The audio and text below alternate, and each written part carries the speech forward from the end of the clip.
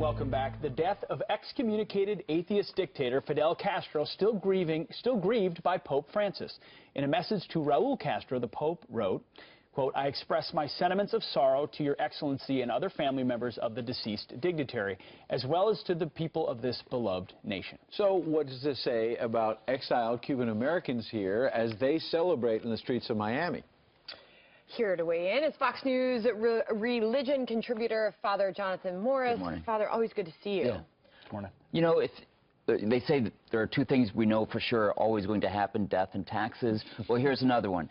Popes, the Vatican, are never going to rejoice publicly when somebody dies. Sure. In fact, they're going to mourn and grieve for their soul. And especially there should be grieving for the soul of an unrepented, publicly unrepented dictator.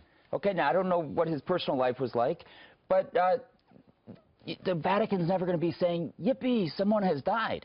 At the same time, it's not only understandable, but I think a very healthy and normal thing for people to be celebrating in the streets, hopefully the beginning of an end of a terrible, terrible era for the Cuban people. Well, there are a lot of Catholics and people of all kinds of faith, obviously, in Florida, particularly in Miami, Cuban exiles, as we mentioned, who have been dancing in the streets, and they feel they still have relatives back there in Cuba who've been oppressed. They're on food lines, literally having their food rationed, while this dictator had multiple luxury vacation properties and all kinds of money and riches. So how do they reconcile all It's true, and for many, many years, the Vatican, we go back to John Paul II, Pope Benedict, Pope Francis, have spoken out very strongly against human rights abuses in Cuba. At the same time, they have taken this side, the diplomatic angle, and they've worked, we know, very publicly recently with the Obama administration in order to regularize relationships between the United States and Cuba.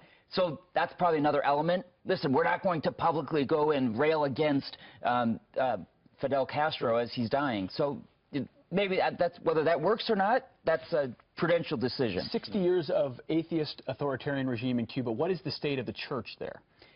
It's alive, but it certainly has been hampered by a tremendous amount of control by a communist atheist state. And the faith of the Cuban people, while very strong among some, there's been generations and generations of state-controlled life, including religion. It's such a powerful example of, just freedom of religion. So right, being able to worship, which you don't see in China, North Korea. They don't like that. Cuba. Father Jonathan, thanks for being here. Thank you. Thank My you. pleasure.